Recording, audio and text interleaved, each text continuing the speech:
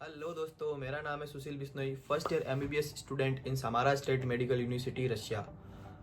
आज का टॉपिक है एब्रॉड एमबीबीएस को लेके, एमबीबीएस इन रशिया को लेके कि अगर आप रशिया में एमबीबीएस करने का प्लान कर रहे हैं तो क्या आपका वो फैसला सही है या नहीं है। उसी बारे में सोचा कि एक वीडियो बना ही दूं। सब लोग पूछ रहे थे कि भैया ये वाली यूनिवर्सिटीज़ है जो इंडिया में वैलिड करती है क्या इनकी डिग्री या नहीं करती है, अगर करती है तो हम लोग एडमिशन ले या नहीं ले, वहाँ का कोर्स ड्यूरेशन क्या है, ये वो। तो उसी से रिलेटेड है कि देखो भाई, रशिया में अगर आप एमबीबीएस करने का प्लान कर रहे हैं तो यहाँ की सारी यूनिवर्सिटीज़ की डिग्री इंडिया में वैलिड है, क्योंकि यहाँ पे ऑलमोस्ट 50 यूनिवर्सिटी गवर्नमेंट है, ठीक है। एंड यहाँ पे सारी यूनिवर्सिटीज़ में एडमिशन आप ले सकते हैं आपके बजट के हिसाब से। यहाँ की यूनिवर्सिटीज़ ऑलमोस्ट एनएमसी वेरीफाइड है। यहाँ की यूनिवर्सिटीज़ है जो WHO सर्टिफाइड भी है। यहाँ का कोर्स है जो इंग्लिश कोर्स है, जो इंडिया को ही वही चाहिए होता है। यहाँ का कोर्स का ड्यूरेशन है जो 6 ईयर होता है, जिसमें 5 ईयर आपका है जो स्टडी होगा, आपका थ्योरी होगा, जो भी होगा आपका वो, और 1 साल होगी जो आपकी इंटर्नशिप होगी, जो आपको यहाँ से करके जानी पड़ेगी। तो पूरा 6 साल का आपका कोर्स का ड्यूरेशन है। एंड उसके अलावा है जो पूरी कंट्री की सारी यूनिवर्सिटीज़ है जो WHO सर्टिफाइड है। तो आप एडमिशन अगर रशिया में लेने का प्लान कर रहे हैं तो कोई प्रॉब्लम नहीं आने वाली। इससे रिलेटेड आप कोई ढूंढने की कोशिश मत करो, यहाँ की सारी डिग्री ही इंडिया में वैलिड है। और हाँ, इंडिया को चाहिए होता है कि भाई आप जिस कंट्री से एमबीबीएस करके आप वापस इंडिया आने वाले हो, कम से कम उस कंट्री का आपके पास रजिस्ट्रेशन होना चाहिए। वहाँ के हिसाब से आप एक हिसाब से डॉक्टर होने ही चाहिए। तो रशिया आपको ये चीज़ प्रोवाइड कराती है, रशिया अपनी कंट्री का रजिस्ट्रेशन देती है अपने स्टूडेंट्स को। तो वही है कि बहुत सारी यूनिवर्सिटीज़ है जो बहुत सारी कंट्रीज़ है जो अपना रजिस्ट्रेशन है जो अपने ही कंट्री के लोगों को देती है, बाकी एब्रॉड वाले बंदों को नहीं देती है। तो यहाँ पे ऐसा बिल्कुल भी कुछ नहीं है, आपको रशिया का रजिस्ट्रेशन मिलेगा। तो इसलिए आप इंडिया में जाके FMG या फिर नेक्स्ट का एग्ज़ाम दे सकते हैं, कोई प्रॉब्लम नहीं होने वाली। बस वही है। और हाँ, इसके अलावा अगर आपको यहाँ पे एडमिशन लेना है तो कुछ चीज़ें हैं जो आपकी क्लियर होनी चाहिए।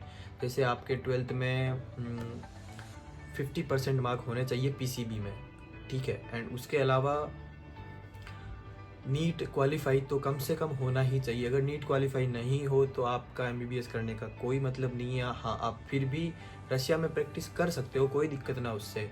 पर वही है कि आप इंडिया में जाके फिर से नेक्स्ट का एग्ज़ाम नहीं दे पाओगे, आप इंडिया का रजिस्ट्रेशन नहीं ले पाओगे। तो इसलिए आपको नीट का सर्टिफिकेट चाहिए होगा आपको यहाँ पे एडमिशन के लिए। आप 12th में पास होने ही चाहिए कम से कम।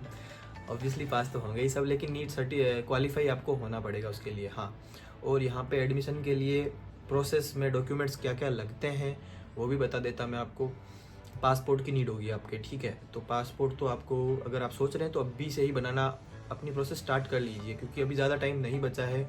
नीट आने वाला है, नीट के बाद आपको प्रोसेस स्टार्ट करनी पड़ेगी। तो फिर ऐसा नहीं हो कि आपका पासपोर्ट नहीं बने, बहुत प्रॉब्लम आएगी। आपके डॉक्यूमेंट्स में नाम थोड़े बहुत गड़बड़ हुए तो पासपोर्ट नहीं बनने वाला आपका। तो डॉक्यूमेंट्स ठीक करवाइए एंड पासपोर्ट बनाइए अपना पे जल्दी से जल्दी। हाँ, 12th की मार्कशीट चाहिए होगी आपकी, आपका आधार कार्ड चाहिए होगा, नीट क्वालिफाई वाला सर्टिफिकेट चाहिए होगा।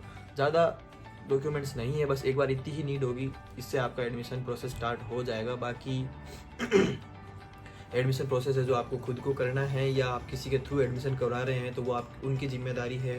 आपको बस डॉक्यूमेंट्स देना है, बाकी आपको कुछ नहीं करनी। प्रोसेस सारी उनकी प्रोसेस। आप अगर आप सेल्फ कर रहे हो तो बहुत बढ़िया, अगर आप सेल्फ नहीं कर रहे हैं तो आपको अगर पूछना है कि भाई किसके थ्रू एडमिशन लें हम लोग, किसके थ्रू जाए, जो जेन्युइन बंदा है जो ठीक ठाक पैसों में, कम पैसों में एडमिशन करवा दे, तो आप पूछ सकते हैं मेरे से, मैं बता दूंगा आपसे। हाँ, अगर वो भी है कि आपको लग रहा है कि कुछ बहुत कम पैसों में करवाया जा रहा है तो प्लीज़ कंफर्म करना किससे। क्या है कि ऐसा भी सीन है, बहुत से लोग हैं जो इंडिया में कुछ नहीं मांगते, यहाँ आके आपसे इतना कुछ मांगते हैं कि आपको देना ही पड़ेगा। उसके बाद आपके पास कुछ ऑप्शन नहीं होता, क्योंकि इंडिया से निकलने के बाद वो अपनी मजबूरी का फ़ायदा भी उठाते हैं। तो प्लीज़ देखना, उसके बाद ही चूज़ करना कि आप सही जेन्युइन बंदों के थ्रू ही एडमिशन ले रहे हैं या नहीं ले रहे हैं। बस यही सिस्टम है।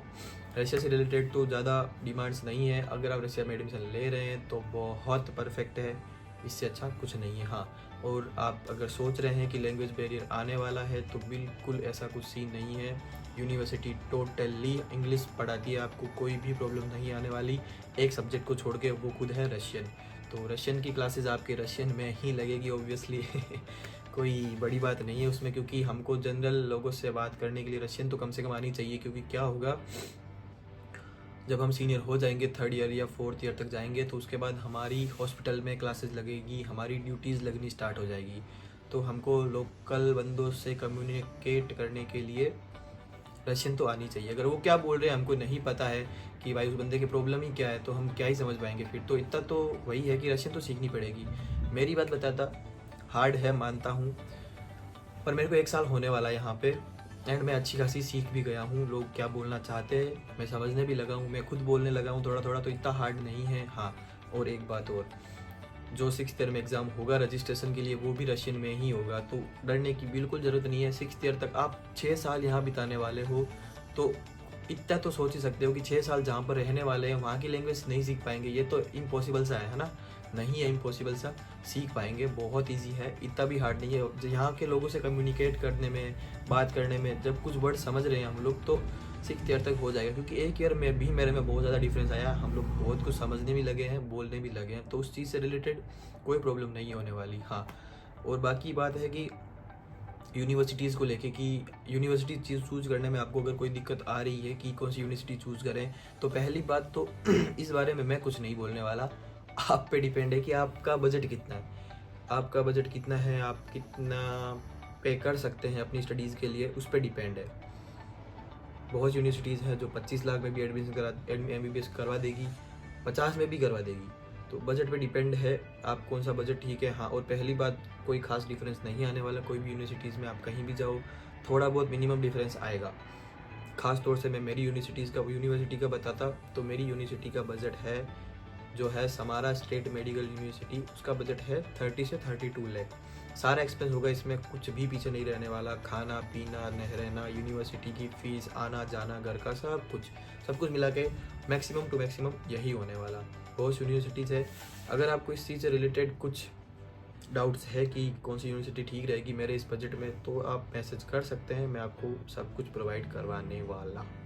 ठीक है, बस यही बात है। बढ़िया है कंट्री, मैं खुद पढ़ रहा हूँ यहाँ पे, 1 साल होने वाला, बहुत सही लग रहा है। स्टडी पैटर्न बहुत अच्छा है, टीचर्स भी बहुत बढ़िया है, इंग्लिश का कोर्स है। नॉर्मली यही नीड होती है MBBS के लिए, 6 साल काटने के लिए। तो थैंक यू। अगर आपको कुछ डाउट हो तो आप मैसेज कर सकते हैं मेरे को, कमेंट्स कर सकते हैं, मैं आपका जो रिप्लाई करूँगा। राम राम।